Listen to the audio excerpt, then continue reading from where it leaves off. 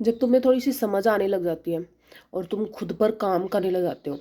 ये वीडियो उन्हीं के लिए है, बस जो खुद पे काम करना जानते हैं, जो उन्हें पता चल जाता है कि खुद पे कमियां हैं, जो खुद की कमियों पे ध्यान देते हैं और उन कमियों पर काम करना शुरू कर देते हैं। तो जैसे और वैसे भी एक उम्र के पड़ाव पर धीरे धीरे बातें, वैसे भी मेच्योरिटी आने लग जाती है, तो आपको समझ भी आने लग जाता है। जैसे हम इग्नोर जैसे हम इग्नोर करते हैं चीज़ों को, समझ आने के बाद भी अपने आप को बेवकूफ़ बनाए रखते हैं। तो हमें नहीं बनाना होता है खुद को बेवकूफ़। जैसे कि क्या होता है, जैसे अब मैं अपनी 30s में एंटर कर रही हूँ, तो मुझे 2 साल से पता नहीं इतनी उछल पुथल ज़िंदगी चल रही है मेरी। मतलब वैसे देखे, आउटरी देखे तो मेरी ज़िंदगी बड़ी सॉर्ट आउट हो गई है, बड़े कोई ज़्यादा झमेले भी नहीं है, ये सब भी नहीं है, ज़्यादा भड़क भी नहीं है, ईश्वर का दिया सब कुछ है और ईश्वर दे भी बहुत रहा है, मेरी औकात से ज़्यादा दे रहा है मुझे। स्टिल यहाँ उथल पुथल बहुत है, यहाँ बड़ी भसड़ मची हुई है। मुझे समझ नहीं आ रहा था कि ये हो क्या रहा है यार, सब कुछ तो सही चल रहा है ये, बट यहाँ से मैं क्यों नहीं क्लियर हो पा रही हूँ। तो यार कहते हैं ना, कुछ पाने के लिए कुछ खोना पड़ता है, हर चीज़ की कीमत अदा करनी पड़ती है। तो पता है यार क्या बात है, मेरे खुद के घर के कोई कलेश नहीं है, मेरी खुद के घर की कोई टेंशन नहीं है, मेरे खुद के घर के कुछ बातें नहीं है। जैसे ही हम क्लोज बनते हैं, जैसे कि मैं हूँ मेरे रिश्तेदारों के साथ या मेरे घर परिवार में किसी के साथ शादी करके आ गई हूँ, तो हस्बैंड के रिलेटिव्स के साथ भी मुझे बॉन्डिंग बनाने की, एज ए बहू जो उनके साथ भी बॉन्डिंग बनानी है, ससुराल वाले के आस पड़ोस में जो भी है उनसे भी अपना रिश्ता मजबूत करना है, जो भी है।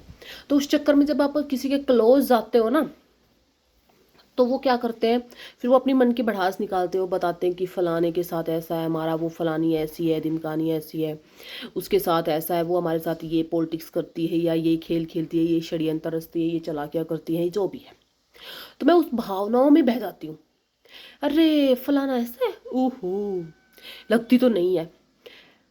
मैंने कभी ये सोचा ही नहीं था कि यार इसका, ये जिस बंदे या बंदी के बारे में मुझे बता रही है, उसका उसके साथ रिश्ता क्या है। मैं कभी इस चीज़ पे फोकस ही नहीं करती थी। जैसे उसने बता दिया तो मैं उस हिसाब से उसको जज कर लेती थी, यार ये ऐसी है, ये ऐसा है, ओ माय गॉड। चाहे मेरी मन गवाही ना दे, बट इतना हम सुन लेते हैं ना एक इंसान, क्योंकि एक इंसान होता है ना, जैसे मैं हूँ, मेरी ज़िंदगी में 2-4 ही लोग होंगे जो जिन्होंने मेरी ज़िंदगी नरक बना रखी होगी। तो ऐसे उनकी ज़िंदगी में 1-2 लोग ही होते हैं जिनको जिनको उनसे अच्छी सी नहीं बन रही होती है, या उनकी खुद की इनसिक्योरिटीज या जेलसी होती है। ज़रूरी नहीं उन्होंने सच में उनका ज़िंदगी हराम कर रखी, उन्होंने उल्टा कर रखा और वो बाहर जाके विक्टिम कार्ड खेलो, बेचारा बेचारी बन रहे हो। जबकि असली तो गुनहगार वो होते हैं, ऐसे भी लोग होते हैं। तो मैं उनको जज कर लेती थी। फिर मुझे बाद में कुछ टाइम निकलने के बाद कुछ और रियलिटी पता चलती थी। तो मैं आप लोगों से भी ये कहना चाहती हूँ, जो गलती मैंने किया आप ना करो, क्योंकि इन दोगलों के चक्कर में, इन विक्टिम कार्ड खेलने वालों के चक्कर में, इन नकली लोगों के चक्कर में, इन खोखले लोगों के चक्कर में ना, हम किसी के साथ बहुत अच्छा बॉन्ड बना सकते थे, वो हम खो देते हैं। और सच में वो इंसान अच्छा हो, हमें पता भी नहीं है, हम उसकी बातों में आके, उसकी इन्फ्लुएंस में आके उस इंसान को बुरा समझ लेते हैं, या सोचते हैं कि यार ये ऐसा नकली इंसान है। तो हम उनसे ना गैप रखते हैं, डिस्टेंस मेंटेन करके रखते हैं, हम उनको कभी जानने की कोशिश ही नहीं करते हैं। ज़्यादा से ज़्यादा क्या होगा, किसी को जानो पहचानो, उसके साथ बैठो, टाइम स्पेंड करो, उसके साथ बातें करो, उसके साथ तो एक दिन, एक ना एक दिन तो कितने दिन धोखे में रख लेगा, साल 2 साल 3 साल, एक दिन तो वो ईश्वर को भी थकना पड़ेगा कि ये तो भोली भाली दिमाग लगा के बैठी नहीं है, मुझे ही दिमाग, इसको असलियत दिखानी पड़ेगी, देखो आईना बेटा।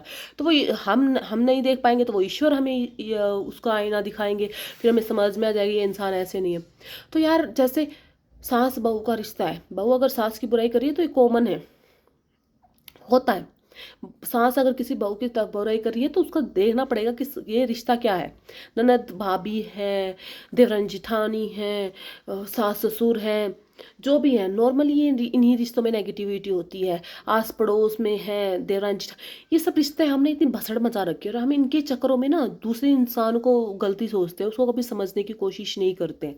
तो ऐसा मत करो।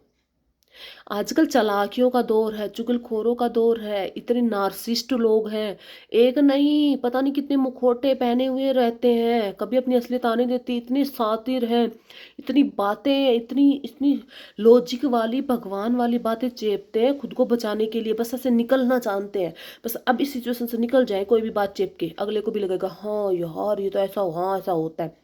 ऐसे ऐसे मुहावरे, ऐसे ऐसी पुरानी कहावतें जो बड़े बूढ़ों ने इतनी सॉलिड तरीके से बनाई हो, उनको चेपेंगे नकली लोग, ये खोखले लोग, तो मुझे लगेगा हाँ ये अच्छे हैं। ठीक है, ऐसा कुछ नहीं होता। किसी के भी कहने पर किसी को जज मत करो। और फर्स्ट क्वेश्चन तुम्हारा यही आना चाहिए कि ये उस इंसान की बुराई कराए, इससे इस इंसान का रिश्ता क्या है। वो इंसान इसके घर में रहता है ना, तो जरूर वही इंसान इसके लिए कुछ कर रहा है, वही इंसान इसके लिए कर रहा है, इसका अपना है, और ये उसी की पीठ पीछे बैंड बजा रहा है, और वो जब सामने आता है तो मीठा मीठा बोलता है, तो इसका मतलब ये इसमें कमी है, ये नहीं है उसका, ये खुद नहीं है, चाहता है कि तुम सब भी उसके खिलाफ खड़े हो जाओ ताकि खुद की सच्चाई सामने ना आए। अपनी सच्चाइयों को छुपाने के लिए भी लोग षड्यंत्र रचते हैं, दूसरों को गलत प्रूफ करने में लगे रहते हैं, 24 आवर लगे रहते हैं। तो सोच समझ के किसी से रिश्ता खराब करना, मैं पहले बता रही हूँ, तुम्हारी पर्सनली किसी से कोई बात है, तुम्हारा पर्सनल कोई बैड एक्सपीरियंस है तो ही सोचो। दूसरों के बैड एक्सपीरियंस के हिसाब से उसको जज करके उसको गलत मत सोचो, क्या पता ये खोखला हो और वो हीरा हो।